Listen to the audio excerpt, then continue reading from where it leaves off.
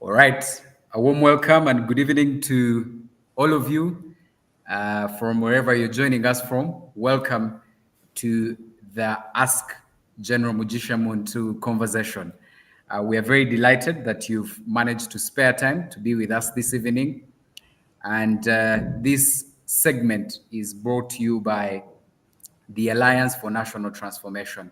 And these conversations with General are meant to share perspective and hear from General directly on matters concerning governance and what we need to do as members of this country to further the question of governance. So thank you very much for sparing time, and we'll get right into it. Just in a heartbeat, before I invite General, would like to firstly extend our most sincere apologies to everyone because last time we had a grave technical glitch and we were unable to continue with our conversation. But nonetheless, this evening, General has been able to make time and speak to us. General, please confirm that you can hear us and you could say your opening remarks to the audience. Yes, I do hear you. I hope my voice is coming through as well. Let me first thank you for hosting me and also apologize to the listeners who had put aside time on 24th of April when we could not carry through beyond about 20 minutes because there were a number of technical interferences. And also to apologize for today for starting late. But I thank you, all of you who have been patient to wait for the program to start. It's a pleasure to engage with you.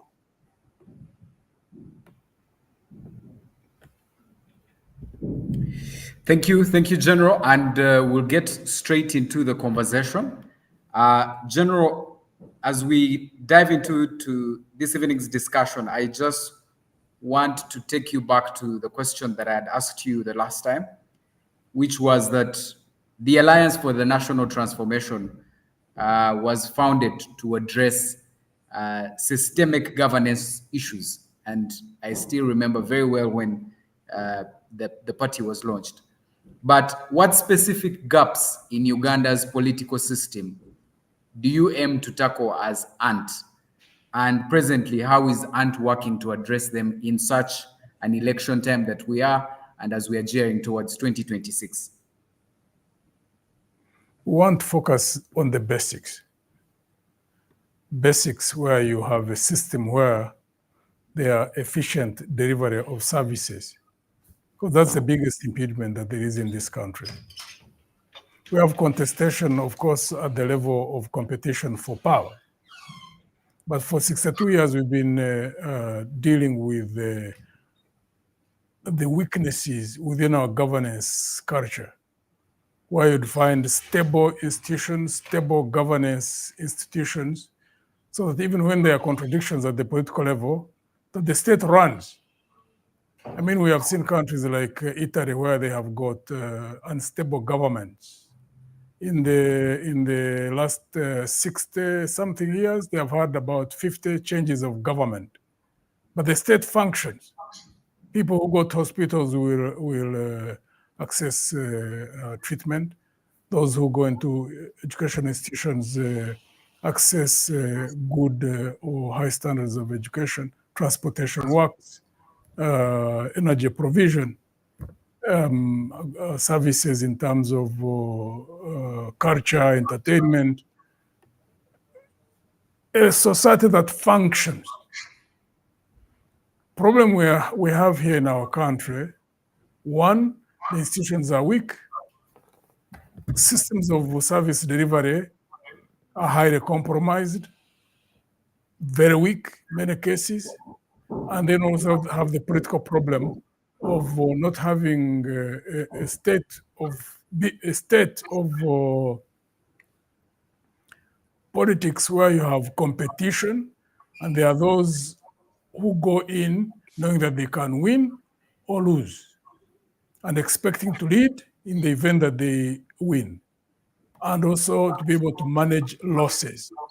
It's a problem in our political culture. Literally, we talk about democracy. You see, democracy also entails, one, knowing that you can win or lose. And therefore, when you go into an electoral process, you need to know that you could win. If you win, good. Then you go in and lead the government. But when you lose, to know that you go into the opposition and organize yourself to win the next round. That's one set of problems that we are dealing with. The other set, even when there's a government,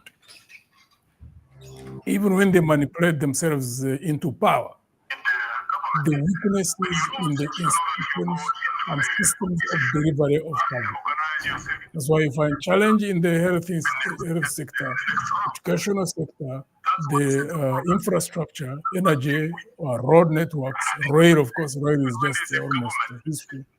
They're trying to revive it. We hope that they'll be able to. If they are not, we will do that for sure. That's one area of focus that we have.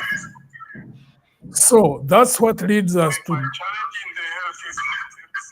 pursue a strategy of galvanizing our society, appealing to those to whom our message resonates. But even when there are changes of government, even when there are different faces that come in, if we don't have vehicles that have built within them a culture of good governance, where you have got the dominant force of leaders at the top level, middle level, lower level, who are focused on common objectives, who have the skills and to work in concert to meet those challenges and resolve them. Because that's where the solution lies. The nature and character of the leaders in an organization, because parties are the vehicles of governance, and on the balance of forces, who are the dominant. When you get those men and women who believe in integrity, in transparency, in the management of national resources, who are even-handed, who are fair-minded, who ensure that all things that are done in the interest of the country, in the interest of the people. That they would also now, as individuals, benefit, but because they would have lifted the country and put on the track of sustainable economic growth and development. That's a mindset issue.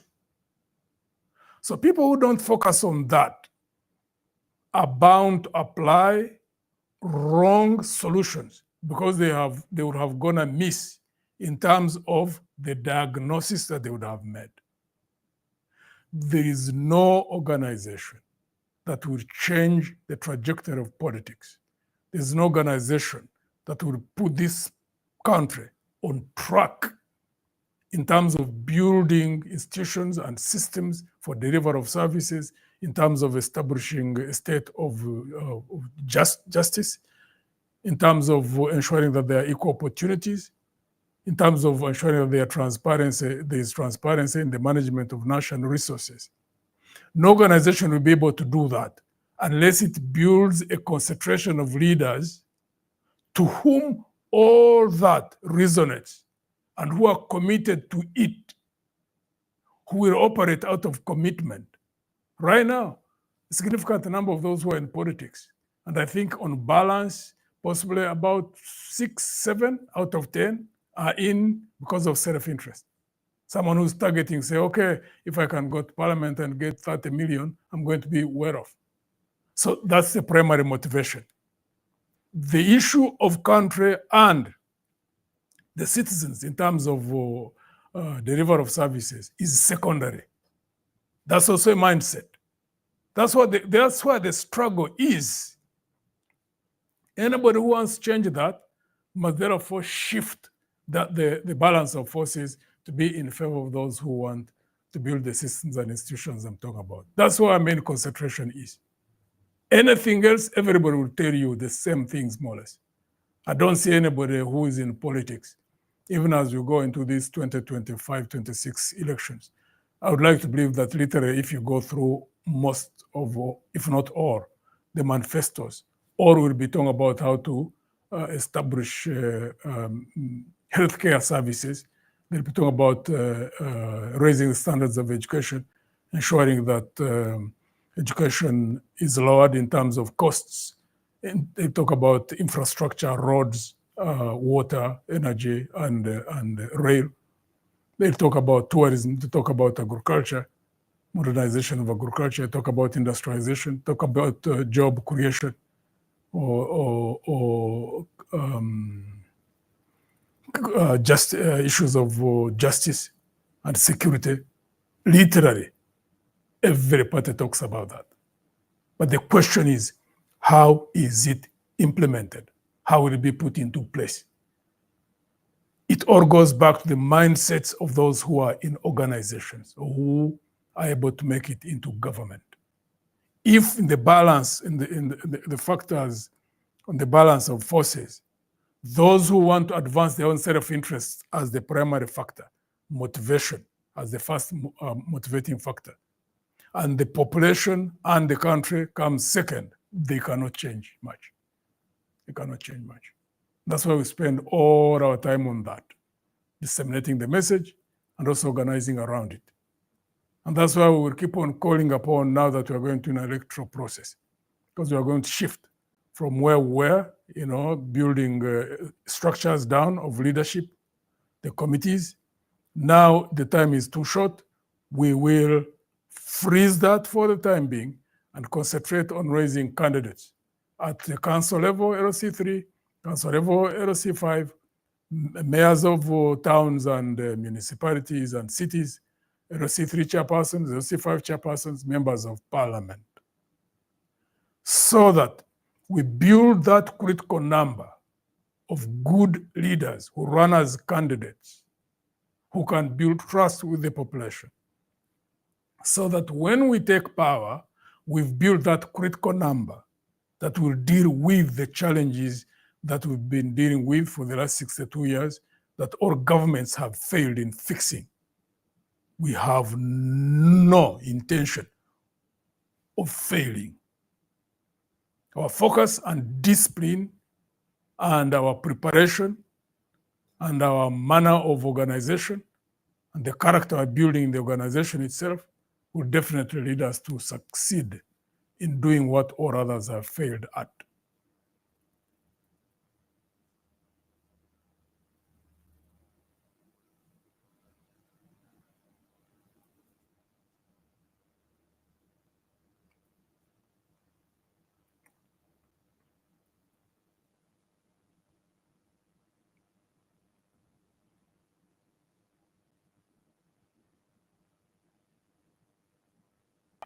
Hello. Thank you, thank you, General. And you gave quite a very elaborate description of what the ant is focusing at. That is mindset change, ensuring that the balancing of these forces, the individual interests, are also equally balanced with the institutional interests, and which is something very pertinent. Then the other thing you talked about is building a critical mass, and that leads me, General, to the second question, that which touches presently on governance and democratic institutions. In terms of institutional integrity, General, you've emphasized the need for strong institutions to ensure that there's a smooth transition of power. But which institutions, in your opinion, require an urgent reform, and what specific changes are you proposing, even as we head into such an election time? As Ant, what are some of those institutions that you think require an urgent reform, so that we can start seeing this long-term plan for Ant, which is building a critical mass? Which are some of these institutions, General? Again, it looks like we're not yet on the same page. At least within the political elite, many people are focusing on reforms. Yes, there are areas where reforms are necessary, but the institutions, even as they stand, because institutions, one, there's the aspect of the physical infrastructure, like you find parliament or like the court systems. Of course, they have got modern court buildings and things like that. And then the staffing of those institutions. But the focus seems to be more on that.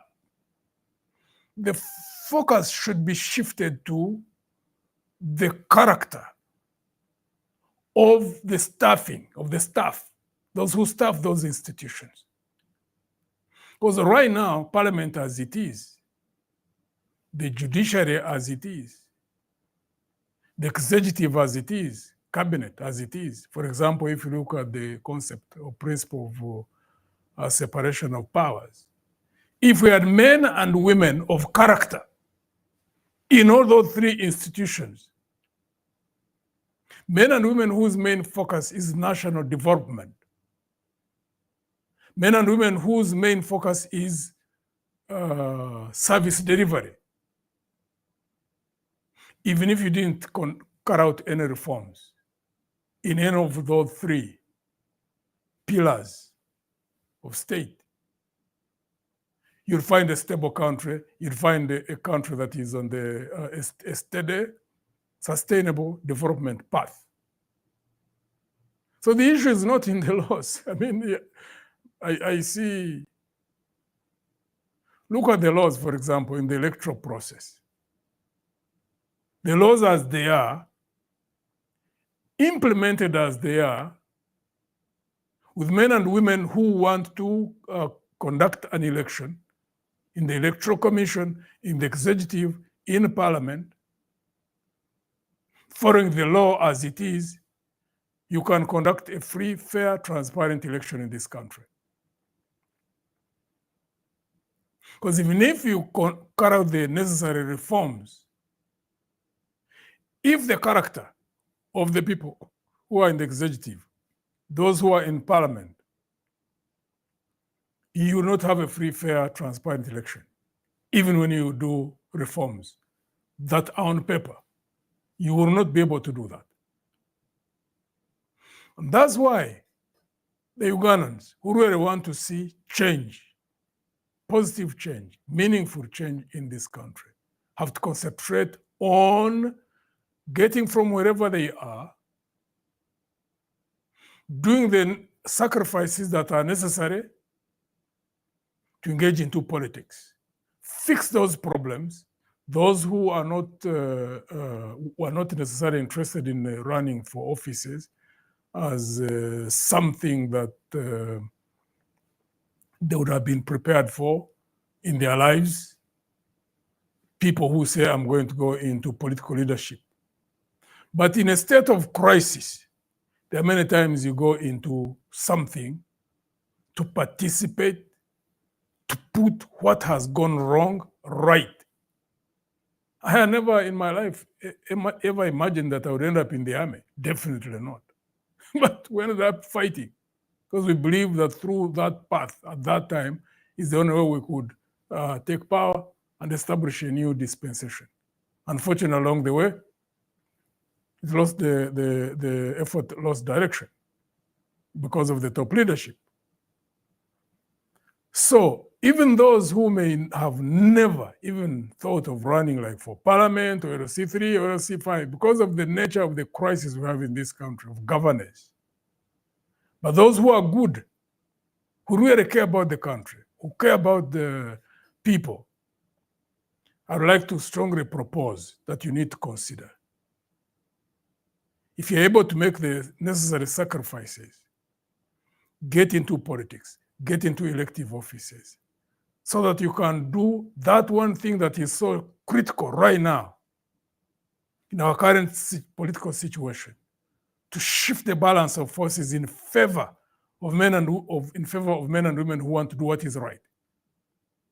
Build institutions, build systems of governance, put in place systems for service delivery, change the political culture. And if you do a stint of 5 years, 10 years, you bow out. If you don't make it in the elective position, you concentrate on building a culture in the organization that you choose to go into.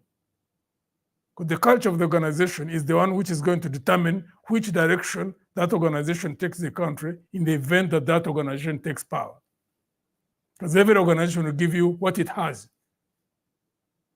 So any organization where if you check and find that the balance of forces right now is not in favor of people who want to do things primarily, first and foremost, in the interest of the country, in the interest of the citizens, then you need to go into that kind of organization in shifting the balance of forces in favor of those who want to do the right things.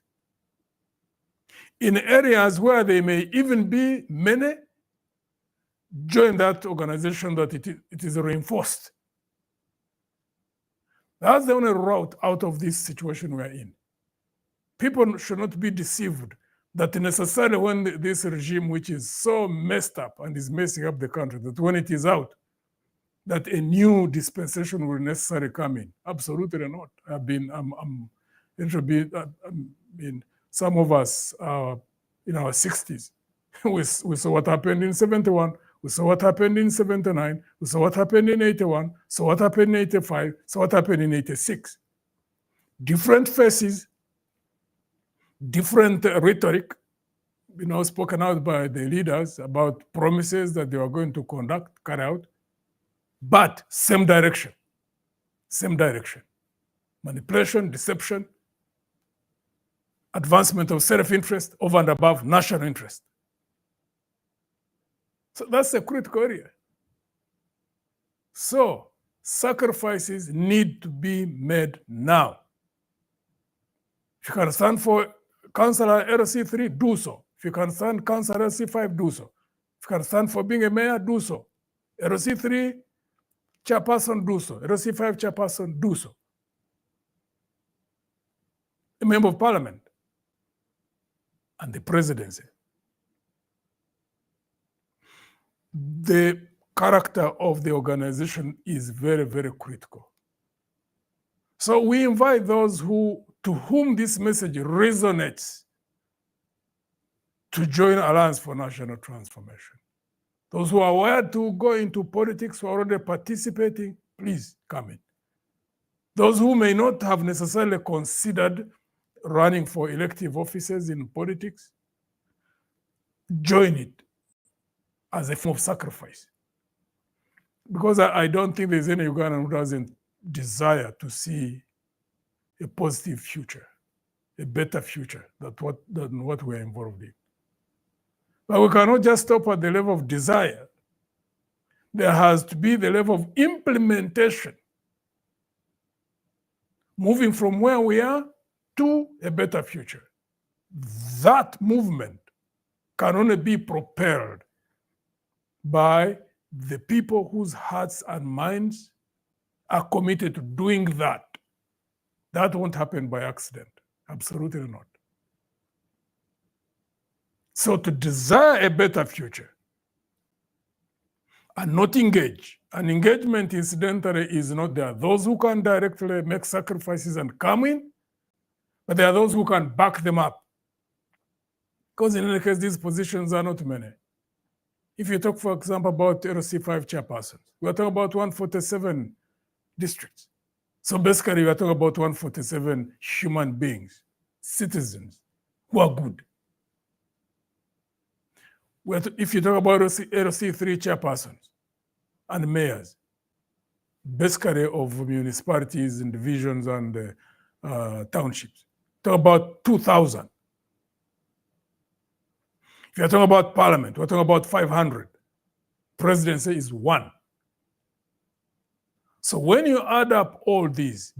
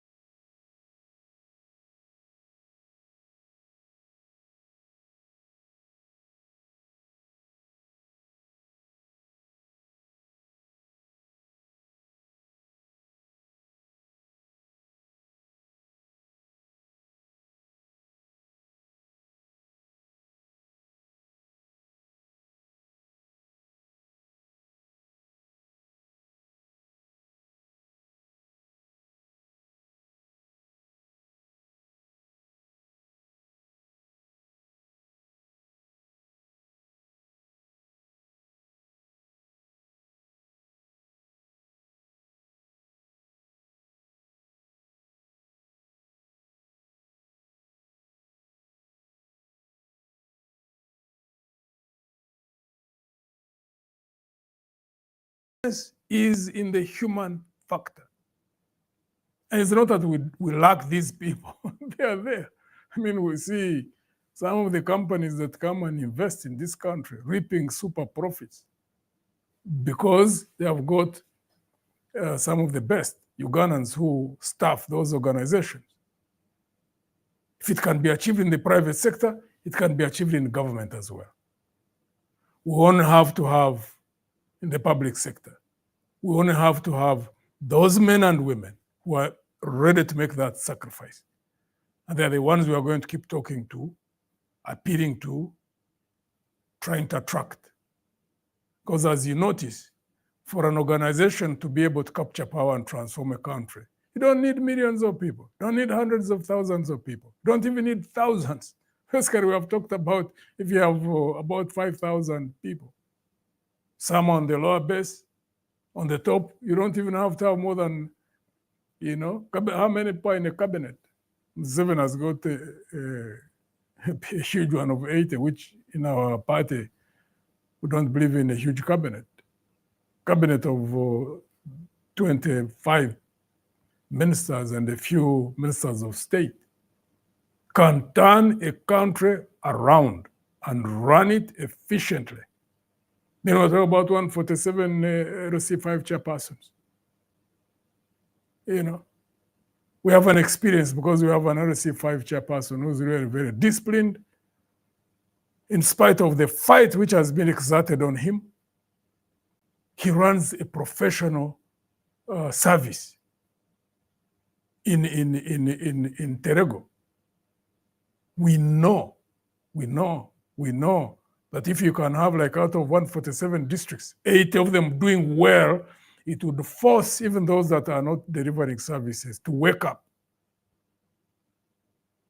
So that's where we are at. That's going to be the main thrust in this electoral process between now and when the elections themselves start. Looking for good men and women who are ready to make the necessary sacrifices, to stand in and be able, when we all act in concert, to salvage our country.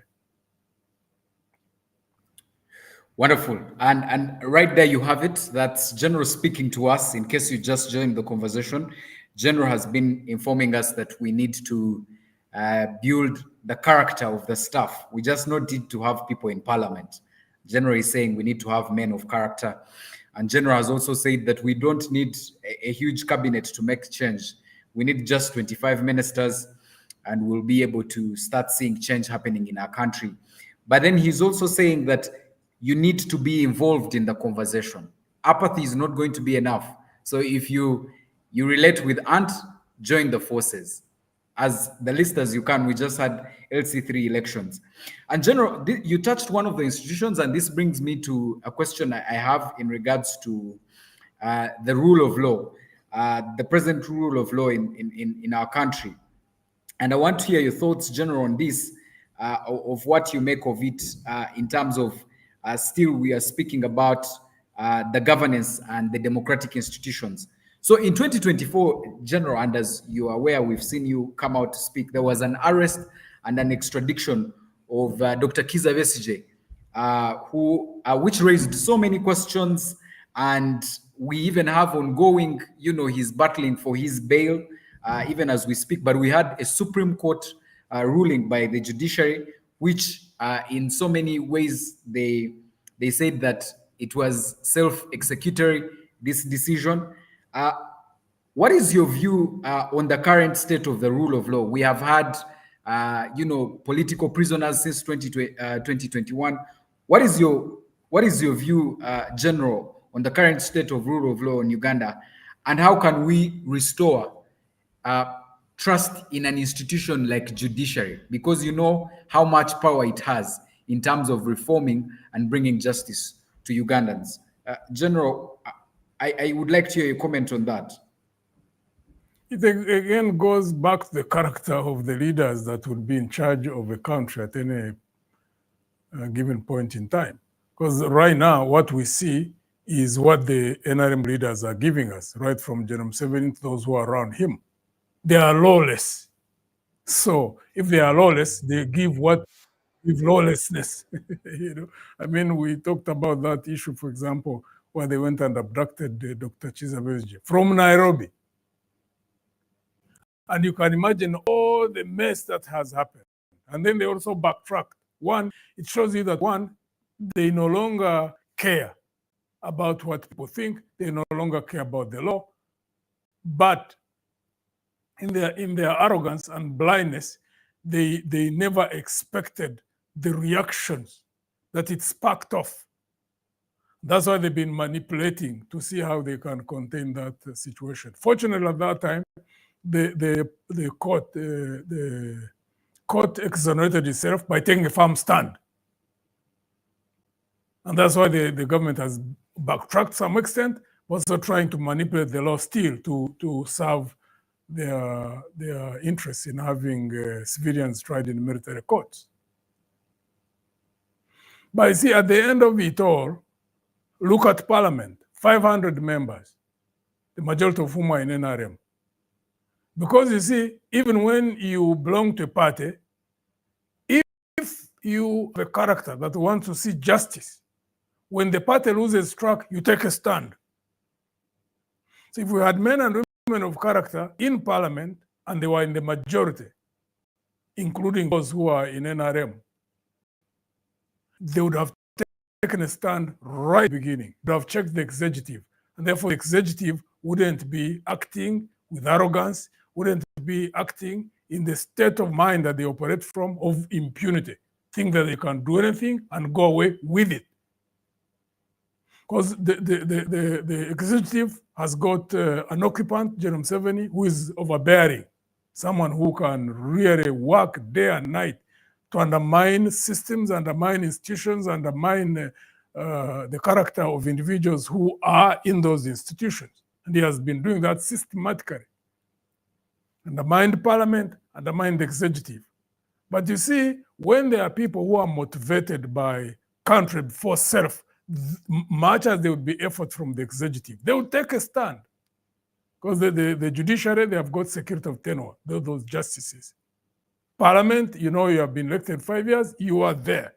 If you perform well, even if government tries to fight you, and you build your political base on the ground, the population will support you.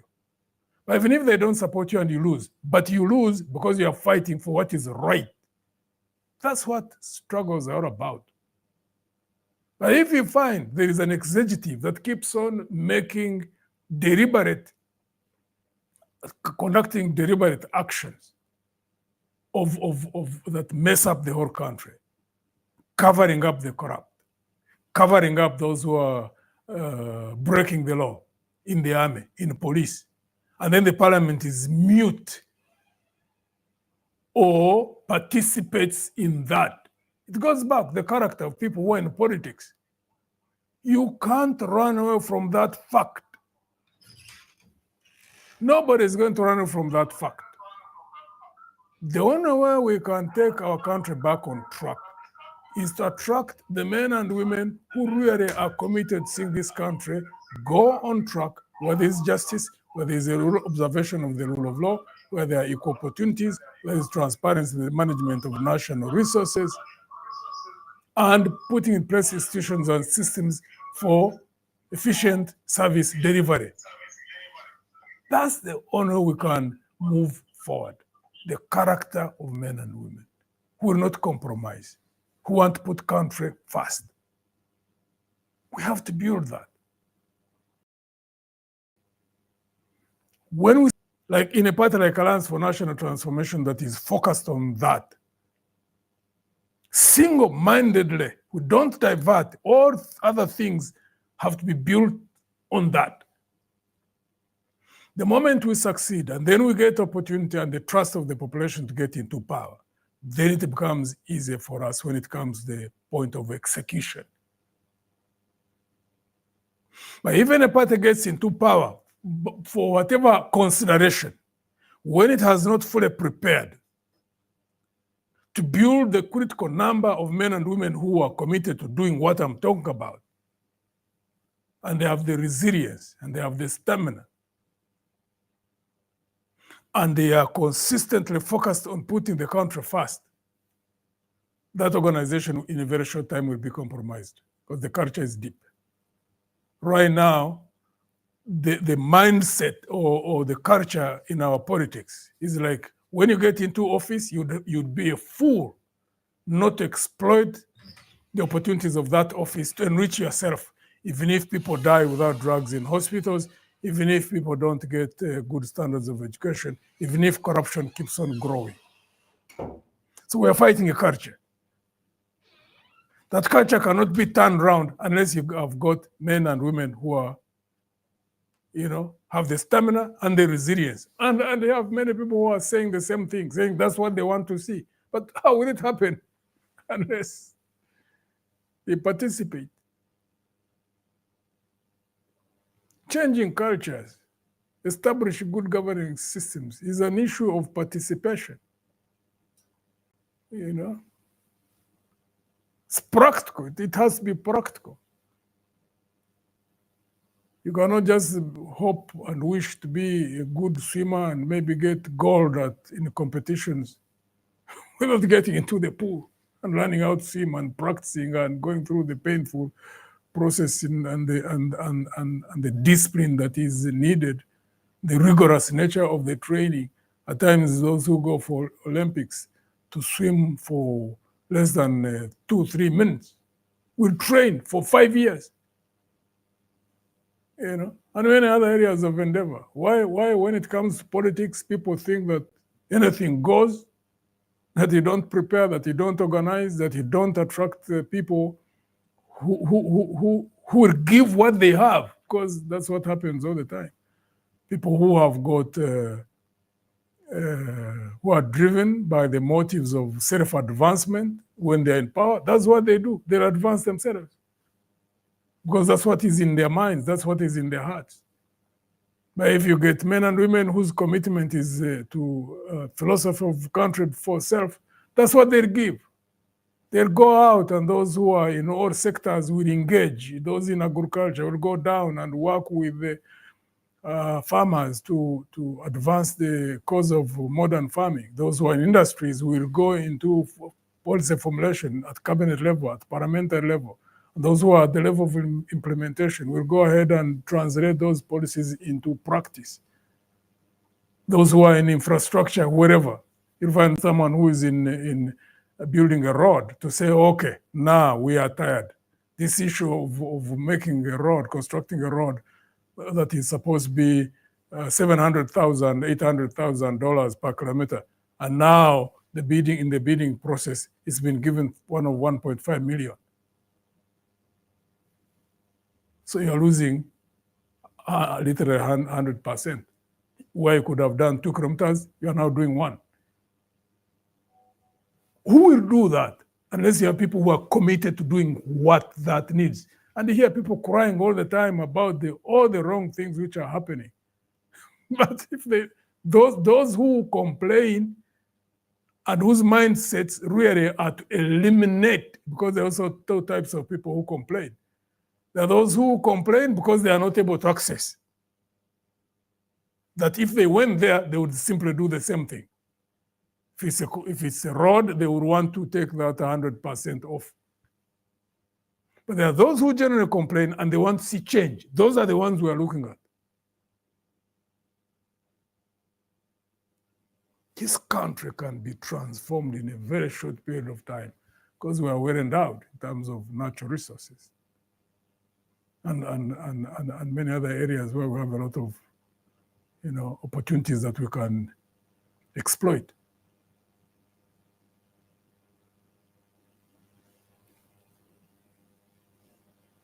Yes, please.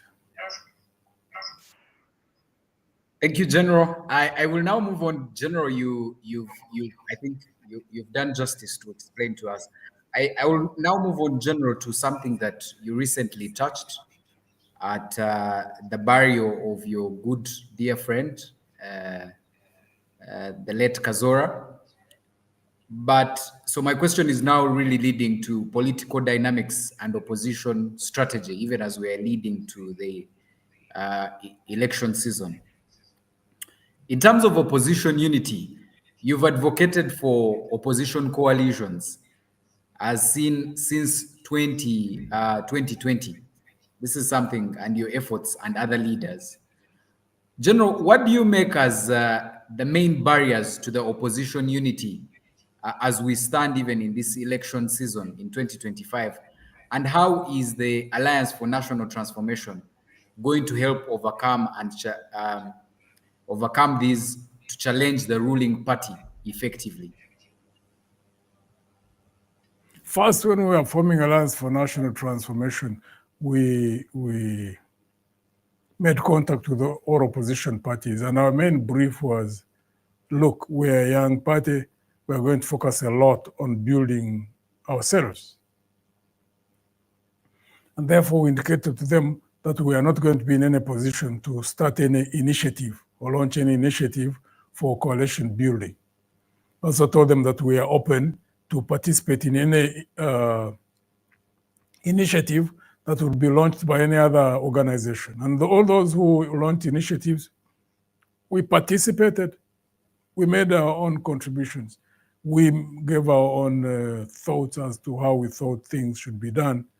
And we're always operating from that position. We wanted to spend more time building ourselves. And two, our understanding of a strong coalition at the top. We think that when parties are well organized and they are grassroots based and you have got commitment to common causes, common objectives, and also agree on the end state, what you want to achieve at the point when you're able to take power, that you are building on strengths.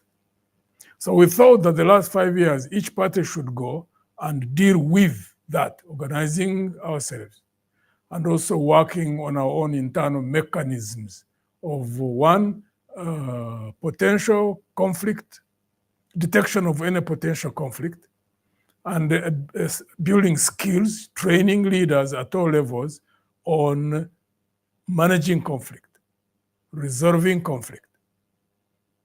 Because we know from our history that all parties which have been brought down to their knees, all is rooted in mismanagement of internal contradictions.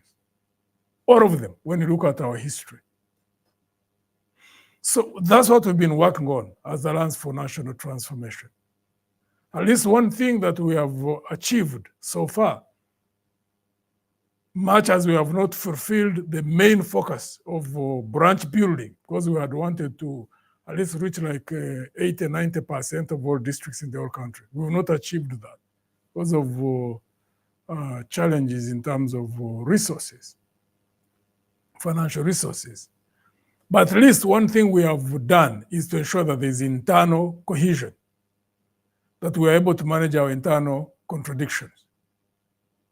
Two, that we manage ourselves in our relationships with other parties to the extent that we don't have any conflict with any opposition party. Therefore, which would make it easier for us to relate with any parties that launch initiatives for coalition building.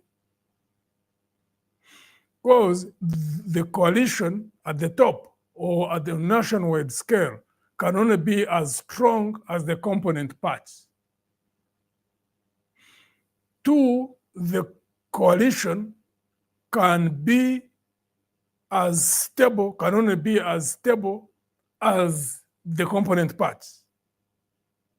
Because if you have a coalition made up of, say, 2-3 parties, and if 2 of those are unstable, the coalition automatically will be unstable. Or if you have a coalition of 3, maybe 4 parties, if they are not well organized, if they have not built mechanisms for discipline in managing the processes of a coalition, you will have a problem. Because coalitions basically mean give and take. Once you agree on the principal areas of focus, like main objectives, removing a government, taking power, and therefore how do you manage power thereafter? Then that's where, once you agree on those, That's when you go to, okay, there are 50 parliamentary seats. Of the 50 parliamentary seats, if there are, say, 3 parties, how many have candidates in those 50 parliamentary seats, or 100 parliamentary seats? What is the nature in terms of the support base in those 100? If 2 parties have got, in all the 100, 1 party has only in 50, if they are 100, then you sit down and say, who fields?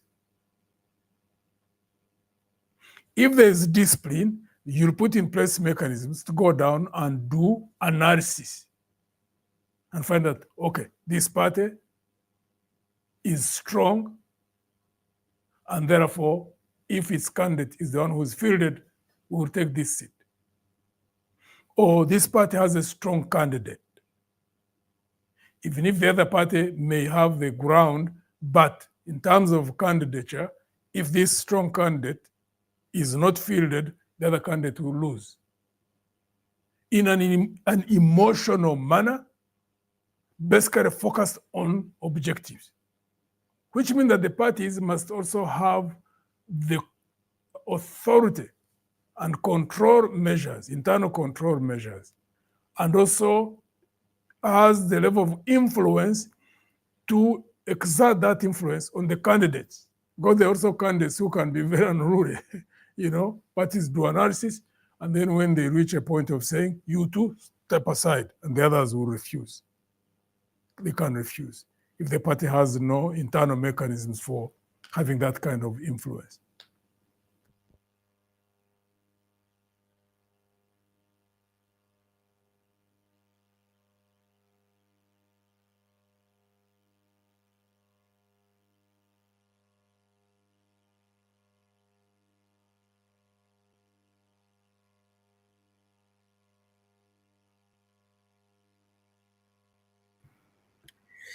All right. General, I think you've been very, in case you've just joined us and you have a question for General, please follow through the link. We'll ask that question to General before we wrap up. General, I have a question in regards to political violence.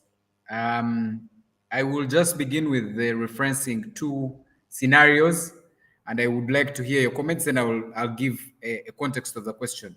So just recently in March 2025, we saw police brutality in the Kawempe North by-election, a deliberate tactic by the government to suppress the participation of citizens in their given right, which is voting their leaders. And most recently, we've seen arrests of people like Eddie Mutwe, where we have seen comments by the CDF, and I would like to hear your comments on that. But the question is, how can the opposition movements counter such strategies while maintaining a commitment to a non-violent advocacy, such as one that you have continuously advocated for?